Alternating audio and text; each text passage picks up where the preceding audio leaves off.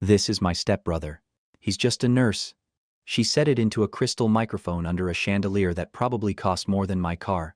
200 guests at the Harrington estate, black tuxedos, champagne catching the light, a string quartet playing something soft and expensive in the background. My sister smiled like she'd just delivered a harmless joke. My dad laughed first, not awkward, not nervous. A real laugh. The kind that says, "Yeah, that sounds about right." I stood there in a navy suit I'd bought off the rack 3 days earlier, surrounded by men in tailored Tom Ford and women dripping Cartier. I felt every eye slide over me for exactly 3 seconds before moving on. Just a nurse. I didn't react, I didn't correct her, I didn't move. I've had 30-year-old men bleed out in my hands. I've cracked a chest open in a trauma bay while someone's wife screamed down the hallway. I know what pressure feels like. This wasn't pressure. This was familiar. So I did what I've done my whole life. I stayed quiet. What my sister didn't know, what nobody in that tent knew, was that the man sitting at the head table, the groom's father, the one who paid for every flower, every violinist, every glass of imported champagne. 3 years ago, on a rain-soaked stretch of I-95, I held his head in my hands for 47 minutes and kept him alive, and he was about to remember. Before I go any further, if this hits something in you, if you've ever been the one your own family minimized, take a second to like and subscribe. Only if it actually resonates. And drop your city and local time in the comments. I read them. I want to know who's out there listening. My name is Ethan Cole. I'm 31 years old. I'm an ER trauma nurse at St. Luke's Regional. I work 12-hour shifts that turn into 16. I make decisions in seconds that determine whether someone goes home or doesn't. And 3 weeks before that wedding, my stepsister's cruelest moment was already in motion. She thought calling me just a nurse would make me small. She didn't realize it was going to be the biggest mistake of her life. Let me take you back to the invitation. Growing up in my father's house felt like being furniture. Useful, present, replaceable. My mom died when I was 8. Cancer, fast and unfair. One year she was packing my lunch and yelling at me to tie my shoes. The next year I was standing in a suit that didn't fit, shaking hands with adults who kept saying, "Be strong for your dad." 2 years later, my dad married Karen. She came with a 12-year-old daughter named Victoria, and a moving truck full of beige furniture that somehow replaced everything that still smelled like my mother. From that first week, the house rearranged itself around them. Victoria got the bigger bedroom. Fresh paint, new bed frame, a vanity with lights around the mirror. My room, the one I'd had since I was born, became temporary while renovations happened. Renovations never happened. I ended up in what used to be my dad's office. A narrow space with a pull-out couch and a desk shoved against the wall. The heater rattled all winter. The door didn't close right. No one said it was permanent. It just became that way. Victoria's photos went up the staircase wall in matching black frames. Dance recitals, debate trophies, prom. My school pictures stayed in a drawer in the kitchen junk cabinet and next to expired coupons and loose batteries. When guests came over, Karen would gesture toward Victoria and say, "Our daughter just got into AP classes." Then she'd glance at me and add, "And this is Ethan. He's very independent." Independent was code for, "We don't really manage him." My dad never corrected it. That was the pattern. At dinner, Victoria talked, my dad listened, Karen praised. If I spoke, the conversation shifted back within seconds, like I'd interrupted a program. When I made varsity soccer sophomore year, I told my dad, "That's good," he said, eyes still on his phone. "Keep your grades up." When Victoria got accepted into a mid-tier state school, we had a cake, photos, a dinner reservation. I learned early not to expect applause. I learned to keep wins to myself. The real shift happened when I decided to go into nursing. I was 19 when I told my dad I wanted to work in emergency medicine. I'd volunteered with a local EMT crew during senior year. First time I saw a car accident up close. I didn't freeze, I moved. I liked that about myself. Karen looked confused. "Isn't that more of a stepping stone job?" "It's not," I said. Victoria laughed. "So, you're going to be like taking temperatures?" I didn't argue. I just enrolled. Nursing school was brutal. Clinicals at 5 a.m. anatomy labs that smelled like formaldehyde and exhaustion. I worked nights stocking shelves at a grocery store to cover what scholarships didn't. No one came to my pinning ceremony. Victoria said she had a networking event. Karen had a migraine. My dad texted, "Proud of you, busy day, we'll celebrate soon." We never did. When I landed my position in the ER at St. Luke's Regional, I called him from the hospital parking lot. "That's great, son," he said. "So what's next after that?" There was always a next. Like, what I achieved wasn't the destination, just a placeholder. over the next decade. The pattern didn't change. Victoria curated, she upgraded. She dated men with last names that sounded expensive. She rebranded our family like a property flip. My dad managed an Ace Hardware. Victoria told people he was in hardware distribution. Karen catered baby showers and church luncheons. Victoria described her as a retired hospitality entrepreneur. And me, I became a footnote. Sometimes introduced, sometimes not. When Victoria started dating James Harrington, the transformation went into overdrive. Sunday brunches at places I'd never heard of. Photos online I wasn't tagged in. I saw one picture once, my dad in a blazer that wasn't his, standing beside Victoria and James. Caption read, "Grateful for the family who raised me right." I wasn't in the frame. I don't think it was cruelty in the dramatic sense. It was convenience. I didn't fit the story she was building. So she trimmed me out. For 20 years, the message stayed consistent: don't make waves, don't take up space, know your place. And for most of my life I did, but something about that wedding invitation, my name misspelled. No +1. Mailed like an obligation, told me the role they'd assigned me hadn't changed. Invisible. That had always been the assignment. 3 weeks before the wedding, the invitation showed up on a Tuesday.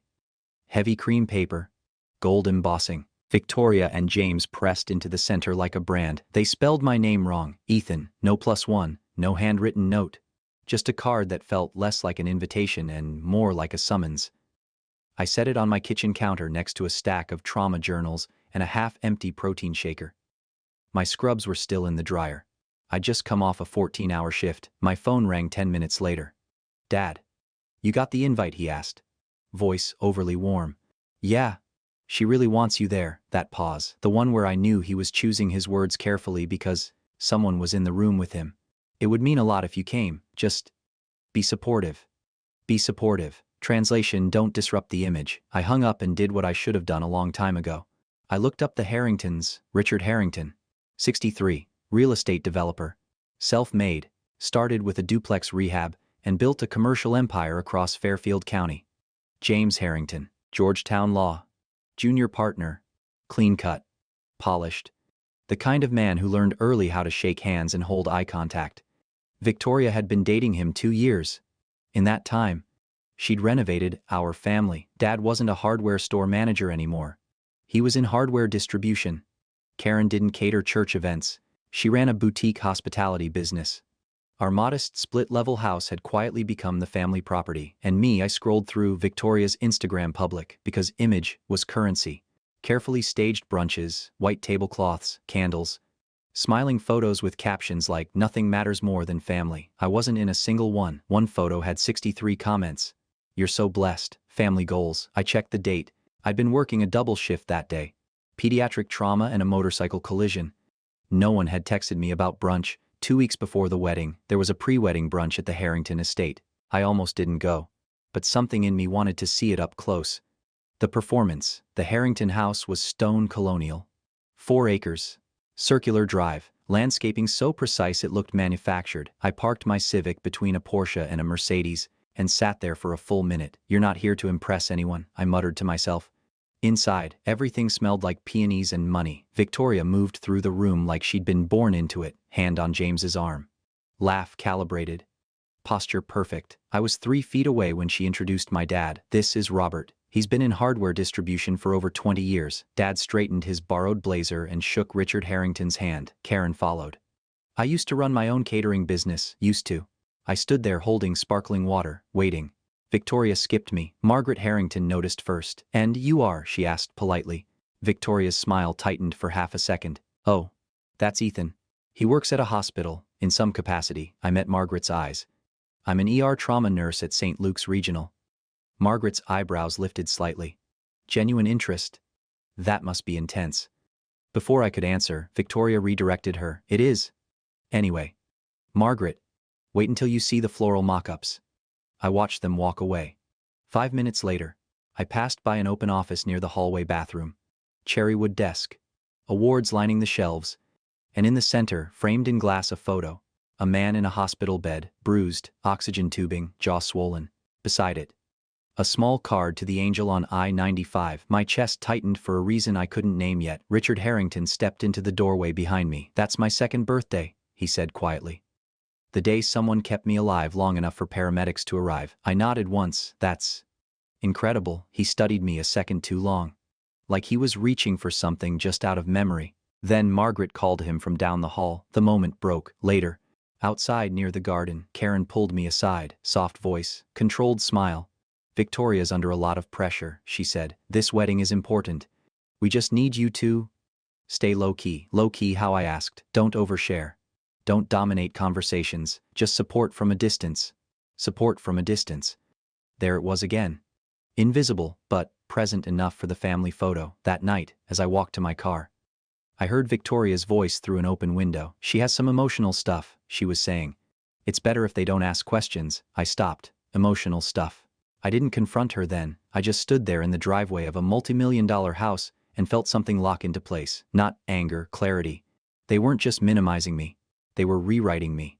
And for the first time in my life, I decided I wasn't going to play along. The rehearsal dinner was held at Oakmont Country Club. Crystal chandeliers, white orchids suspended from the ceiling. A live jazz trio warming up near the bar. The kind of place where even the air feels filtered. I arrived early because I didn't trust traffic and because I didn't trust myself not to leave. I wore a navy suit I'd bought on sale 3 days before. Tailored as best as the mall alterations guy could manage. Clean lines, no watch, no cufflinks. Just my dad's old tie clip. The seating chart stood near the entrance, framed in gold. I found my name. Spelled wrong again. Table 18. Last row. Closest to the kitchen doors. 2 empty seats at the table. I almost laughed. Victoria had always been thorough. Inside, conversations moved around me like I was furniture. Men in tailored tuxedos. Women in silk and diamonds. The kind of room where confidence is inherited. Karen spotted me first. Her eyes did a quick scan, head to shoes, assessing risk level. She leaned toward Victoria and whispered something. Victoria glanced over. Looked at me for half a second, then turned back to her guests. I could read her lips. He's fine. Meaning, not impressive enough to cause damage. I sat at table 18. The babysitter hired for Victoria's future hypothetical kids was to my left. A distant colleague of Karen's to my right. 2 empty chairs across from me. The centerpiece had fewer stems than the others. I noticed everything. Victoria took the microphone 20 minutes later. Crystal encrusted. Rented, obviously. The room quieted. She started with Karen, my mother, who taught me everything about grace and resilience. Applause. Then my dad, the man who gave me a real family. More applause. Dad's eyes got glassy. He raised his glass. Each introduction was polished. Intentional. A coronation ceremony, disguised as gratitude. Then, she turned toward the back, toward table 18. And this, she said, pausing because she never wasted silence unless it served her, is my stepbrother. A soft spotlight shifted slightly. I didn't stand, I didn't wave. She tilted her head, smiling like she was about to make a harmless joke. He's just a nurse. Laughter. Not cruel laughter, reflex laughter. When the bride laughs, the room laughs. My dad laughed first. Not awkward, not confused. A real one. Karen smirked, subtle, satisfied. 200 people looked at me for 3 seconds. Then they moved on. Just a nurse.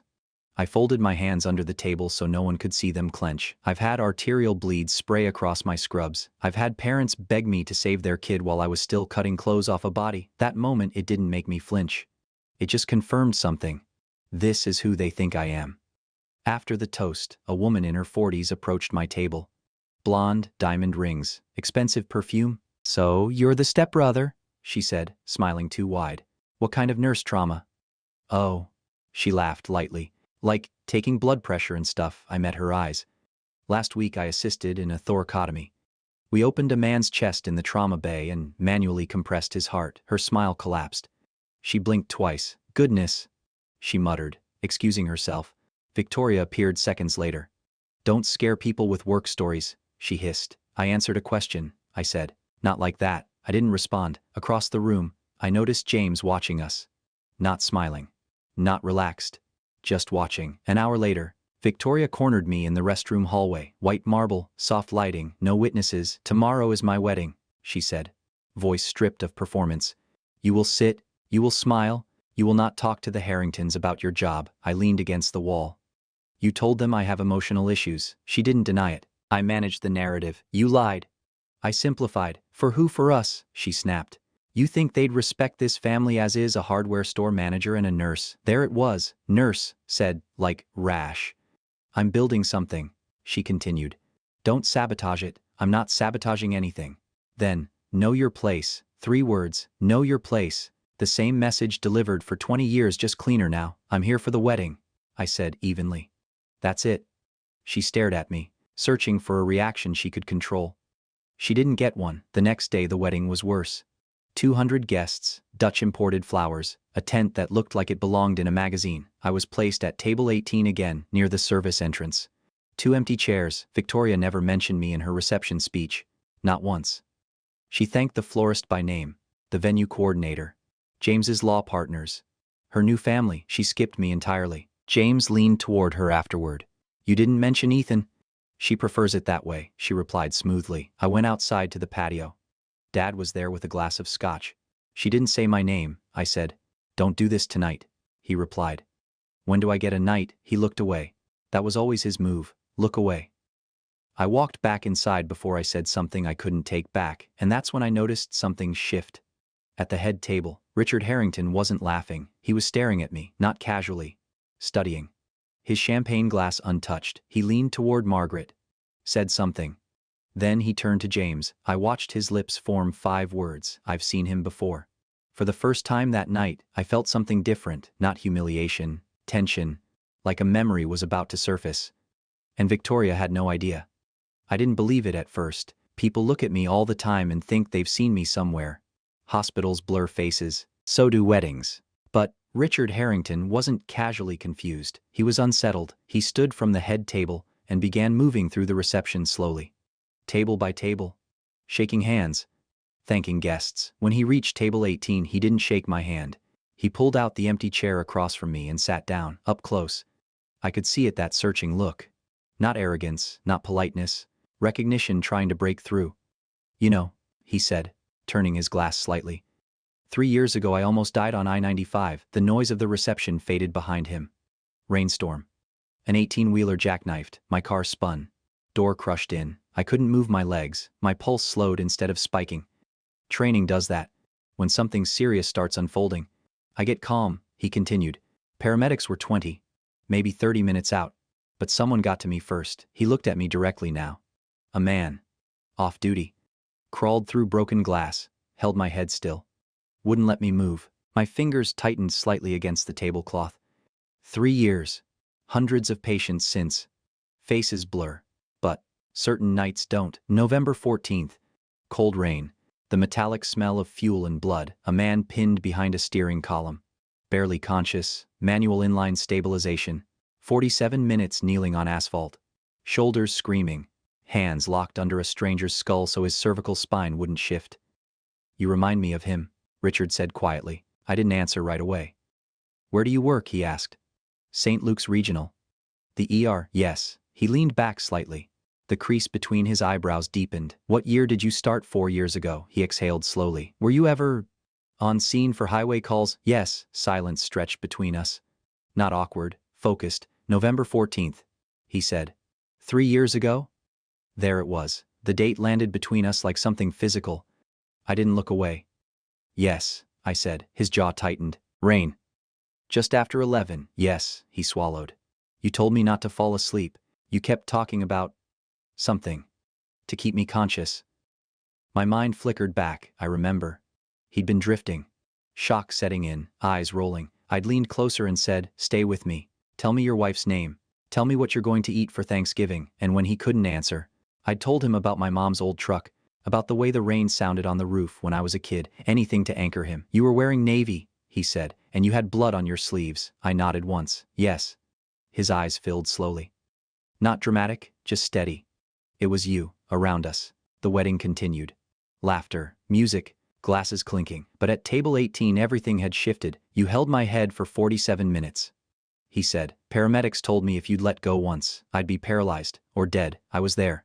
I replied simply. He stared at me like the last 3 years had just snapped into focus. I've been looking for you. That wasn't necessary. It was. He said firmly.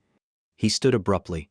I need to confirm something. Before I could respond, he walked away toward the garden exit, pulling his phone from his pocket. Victoria was on the dance floor, laughing, spinning under string lights, completely unaware. James followed Richard with his eyes. Confused. I stayed seated. I didn't chase him. I didn't stand. I've learned something working trauma. When truth surfaces, you don't grab at it. You let it rise on its own. 10 minutes passed, then 12. Margaret moved through the room quietly and disappeared in the same direction Richard had gone, at the head table. James checked his phone. Victoria leaned in and whispered something. He barely reacted. And for the first time all weekend, I wasn't the smallest presence in the room, I was the question no one had prepared for. And somewhere outside, under the same sky that had poured rain down on I-95 3 years ago, Richard Harrington was putting the pieces together. The band lowered their instruments mid-transition. The MC stepped forward, adjusting his cufflinks. "Ladies and gentlemen," he said smoothly. "The father of the groom would like to say a few words." Applause rolled across the tent. Victoria straightened immediately. This was part of the script, the Harrington patriarch welcoming her into the family. Public approval. Seal of status. Richard walked onto the dance floor without smiling. He didn't hold the mic like someone about to toast champagne. He held it like someone about to testify.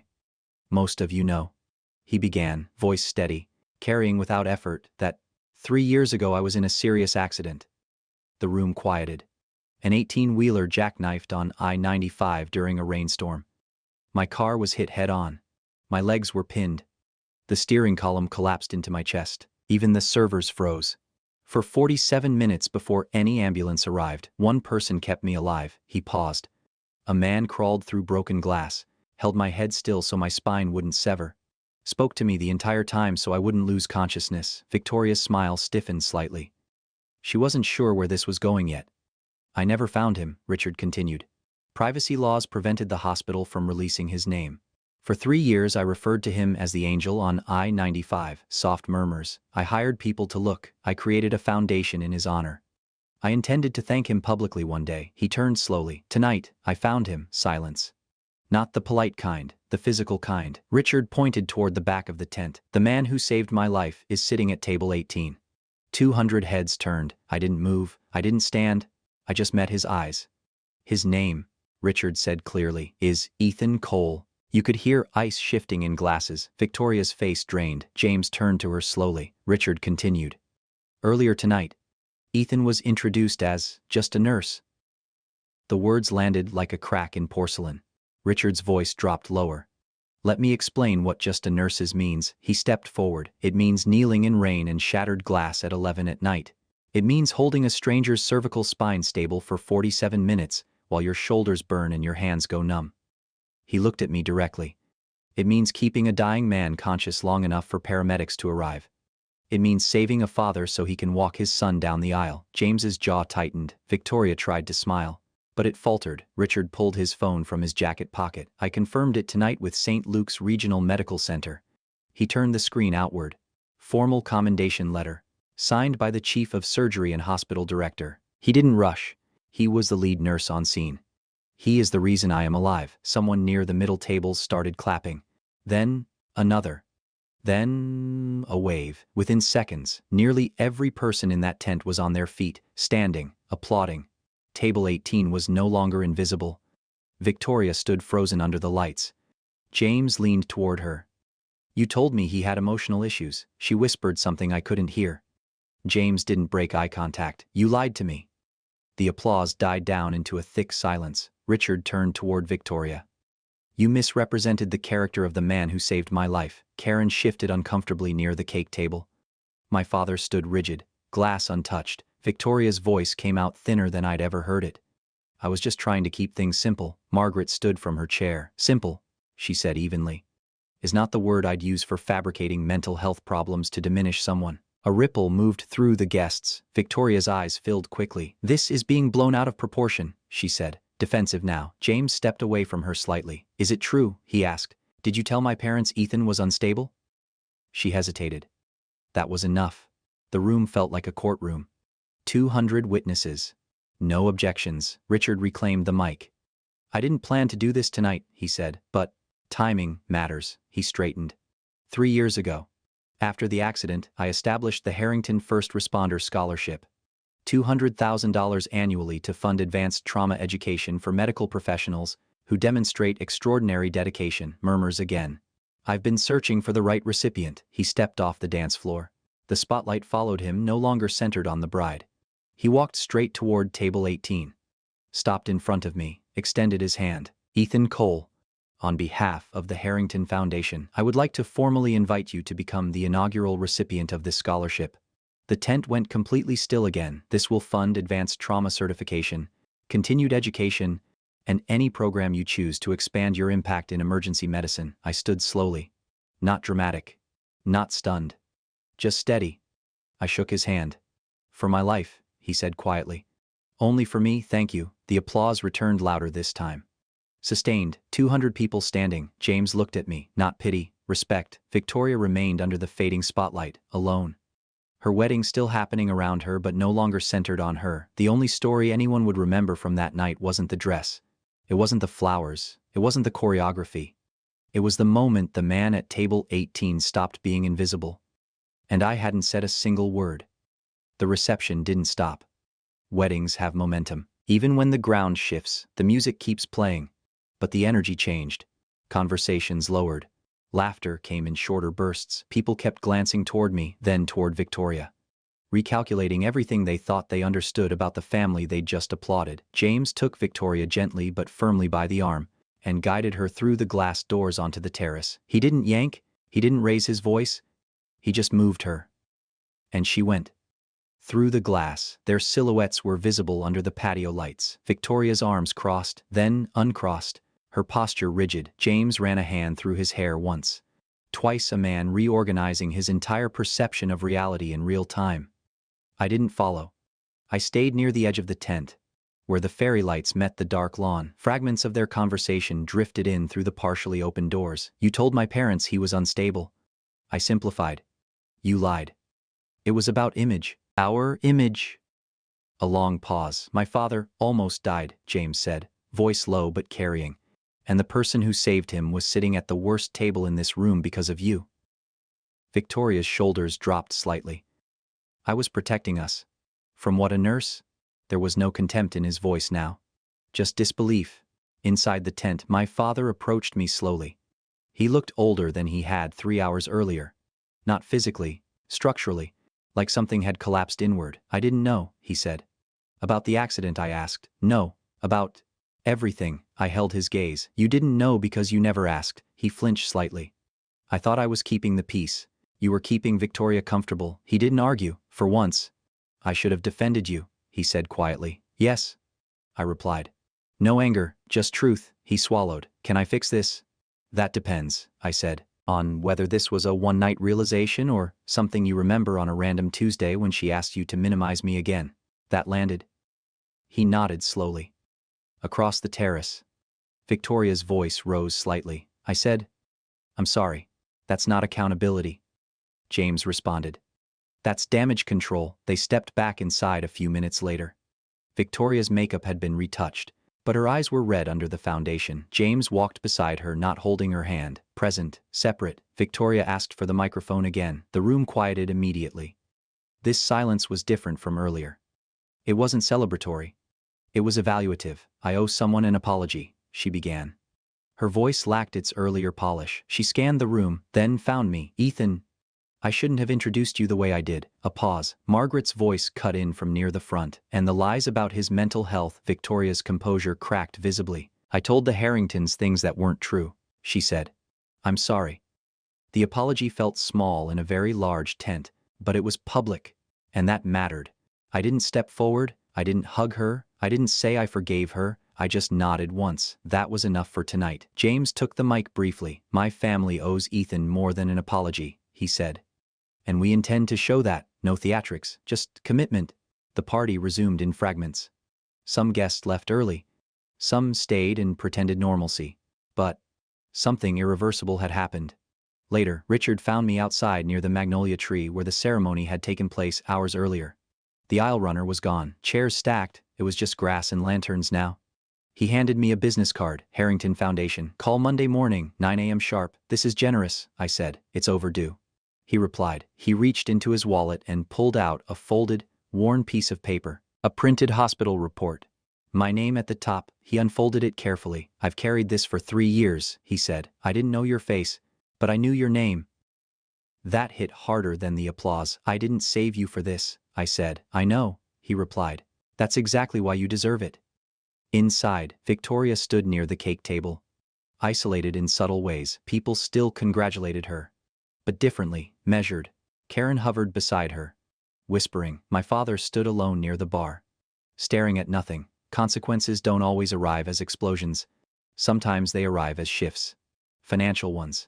2. I overheard Richard telling James quietly near the exit, 6 months of counseling. Before we finalize any real estate assistance. James nodded. There were conditions now. Expectations. Image alone wouldn't carry weight anymore. By the time I left, the fairy lights were dimming.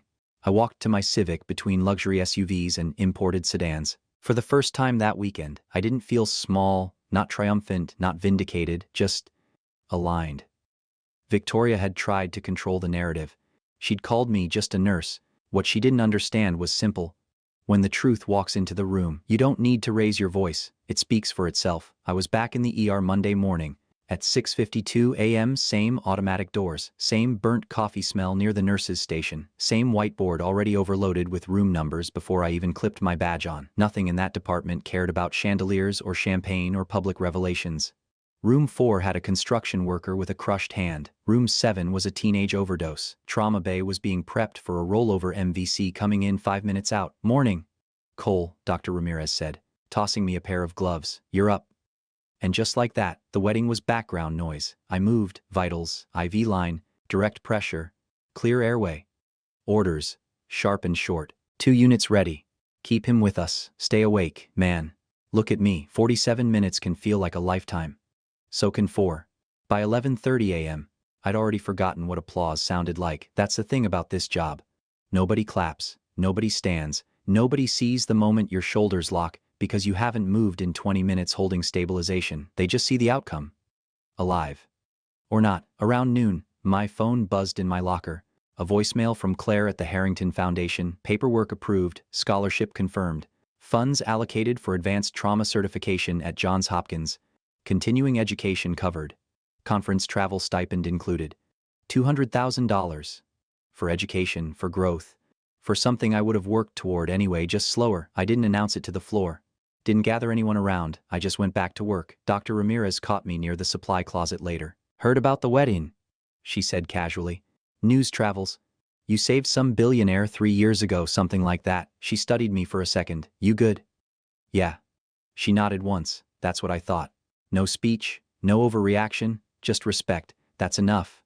A week later, I received something else in the mail. Cream-colored stationery, heavy paper, handwritten. Ethan, it read. Thanksgiving. Table seats 12. There's a chair with your name on it spelled correctly. I stared at that line longer than I expected. Spelled correctly. It shouldn't matter. But it did. I pinned the invitation to my fridge with a magnet shaped like a stethoscope. Next to my shift schedule, next to an old photo of my mom standing beside her pickup truck, laughing into the wind. I don't know what happens next with my father. He's been calling more. Not dramatic apologies, just regular calls. How was your shift? What are you working on? Tell me about it. Small questions. Late, but real. Victoria and James started counseling. I know because my dad told me cautiously. Like someone reporting from a fragile truce. Financial support from the Harringtons is conditional now. 6 months minimum. Victoria's social circle thinned out fast. People who love Image don't stick around when it cracks. I don't hate her. I don't forgive her either. Not yet. Forgiveness isn't a reflex. It's a decision. And I don't make decisions under pressure anymore. What changed isn't my family. What changed is me. For 20 years, I accepted the smallest chair in the room. I accepted being the footnote, the extra, the background. I thought keeping quiet was strength. It wasn't. Strength is holding your ground without raising your voice. Strength is doing your job well enough that, when truth shows up, it doesn't need your help. People will call you whatever makes them comfortable. Just a nurse. Too emotional. Not impressive enough. Background character. That doesn't make it true. I didn't win because Richard stood on a stage. I didn't win because 200 people applauded. I won 3 years ago on a rain-soaked highway when no one was watching. The rest was just truth catching up. If you're sitting at your own version of Table 18, if someone in your life has minimized what you do, reduced you to something smaller so they could feel bigger, hear this. You are not what they call you. You are what you do when no one's clapping, and eventually, the right people notice. Not because you chase them, because you stay steady. So now, I'll ask you what I asked before. Do people like Victoria change, or do they just get better at hiding it? Drop your answer in the comments, change or hide. I read every single one. If this story meant something to you, hit like. It helps more people find it. And if you want more stories like this, check the playlist in the description. Thank you for staying until the end. Take care of yourselves. And remember, you are more than what they call you. Disclaimer. This story was created by the Fish Tells Stories team for entertainment purposes only. It is fictionalized and not intended to encourage imitation under any circumstances.